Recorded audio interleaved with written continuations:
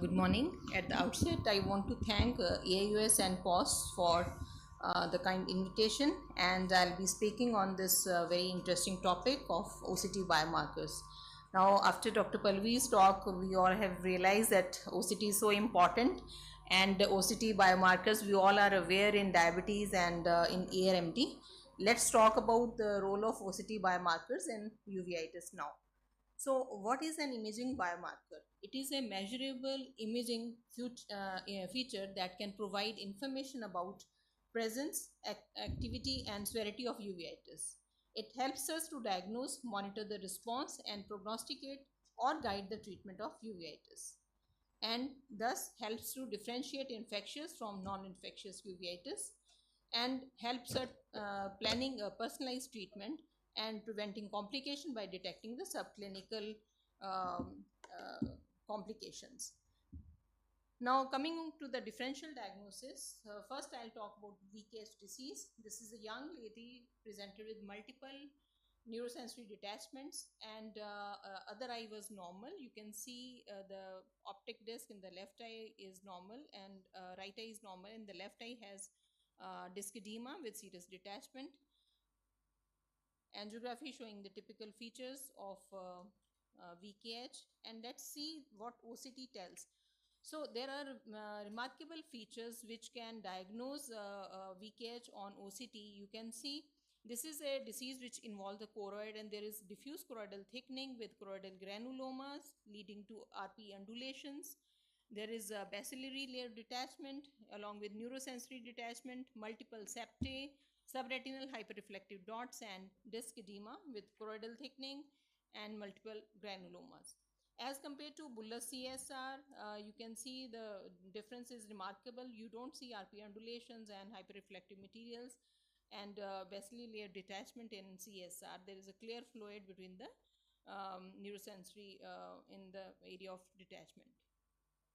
Another patient of VKH with bilateral disc edema with serous RD, you can see hyperreflective, subretinal hyperreflective material in the left eye, which is a sign of activity.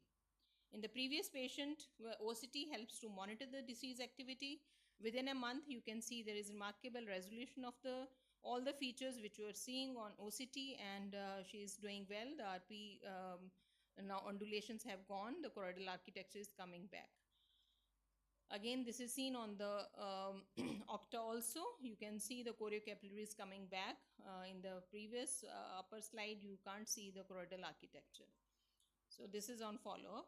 Another patient of similar VKH with poliosis, and she came 15 years later with recurrence, and this time the fundus picture was not very remarkable. There was no serious detachment, but on OCT it clinched the diagnosis: bilateral RP undulations with multiple granulomas, choroidal thickening on B scan. So there is a disease activity going on, and she started on immunosuppressive therapy. Now coming to next, toxoplasma retinochoroiditis, where OCT plays a very important role. Now you can see this is 19-year-old boy presented with this single lesion. There is no healed scar adjacent to this. This is a acquired toxoplasma infection. So here the OCT gives a very characteristic look. You can see these inner layers are hyper reflective. They are bright, looking very bright, and there is loss of the retinal architecture with back shadowing, and the overlying hyaloid is detached and thickened. So this is on follow-up after institution of specific therapy. There is a remarkable resolution, and as the patient was picked up very early, the visual prognosis was good, and it was away from macula also. Another patient, 52-year-old female, presented with this type of picture. It was looking like an endophthalmitis kind of picture. There was almost pan-uveitis, significant vitritis precluding the view of retina, but very hazily you can see something in the macular area. Now in this OCT cleans a diagnosis, because this patient was referred from somewhere else, diagnosed as fungal candida albicans related endophthalmitis, and was advised surgery. Now when she presented here, we did OCT, and you can see there is a significant alteration of the retinal layers, and this is very characteristic.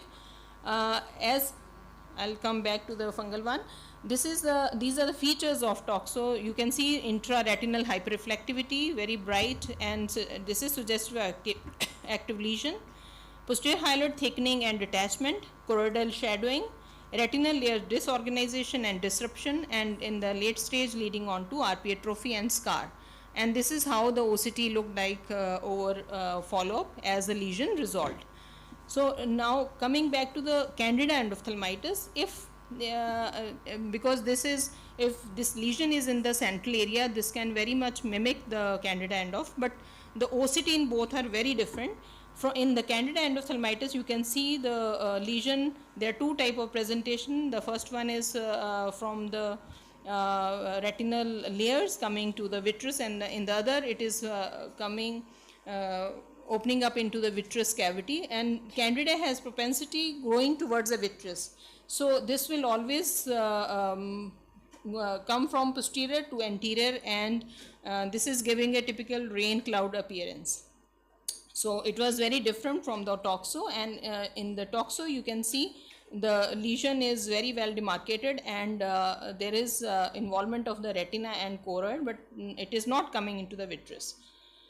So now coming to syphilitic uveitis, another 52-year-old female presented with the upper one left side picture. You can see she had vitritis, and she was referred 3 weeks later with worsening of vision to me.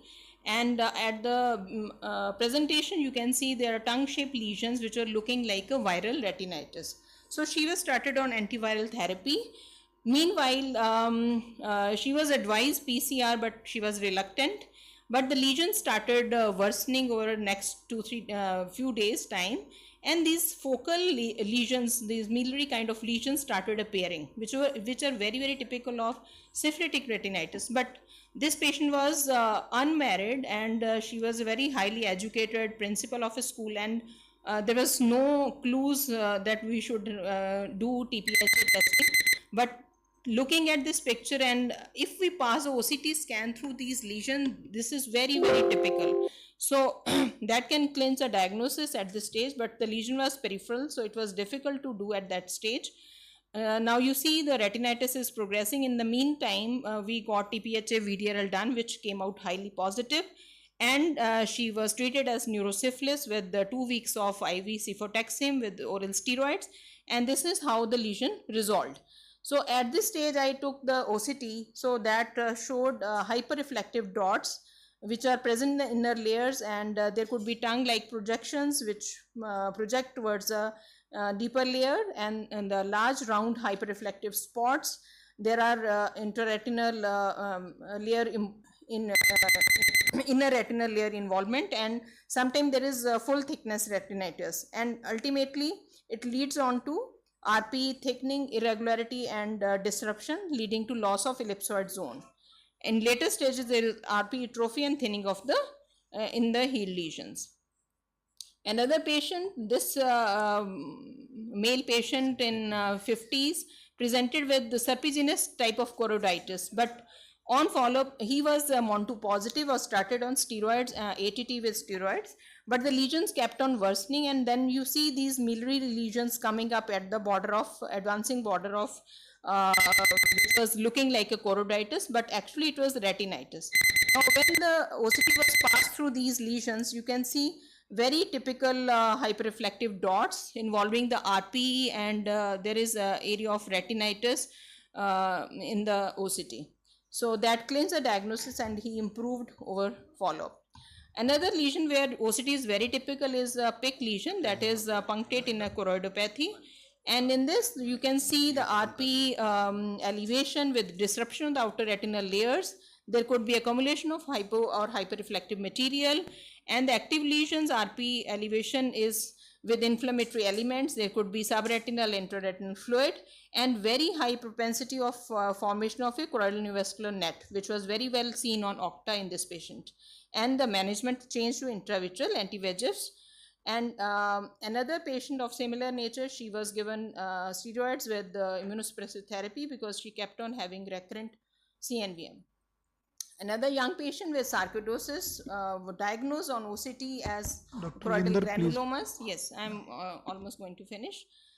So, in Behçet's disease, the areas of retinitis are very well visible and they help in making our diagnosis easier. I want to show you just one patient of retinitis. This patient of Behçet's on follow-up started worsening and with this area of whitish retina, and OCT passing through this area showed hyperreflective inner retinal layers suggestive of retinitis. So the immunosuppression was hiked up and intravitreal DEXA was given and she improved on to this level. So similarly, OCT can be seen to diagnose optic disc edema. In vitreoretinal lymphoma, it gives a very typical appearance of sub-RP bumps. And all these, now you can see different types of OCT involvement in infectious and non-infectious uveitis. It can help to differentiate and then guide the personalized treatment, local versus systemic therapy, and biologic versus steroids, or surgery in case of vitreoretinal traction, and prevent complications like CME, glaucoma, CNVM by detecting subclinical disease activity. Thank you so much. Thank you, Dr. Malhi, for an excellent overview of everything. These are very important points actually. We'll have the discussion on this.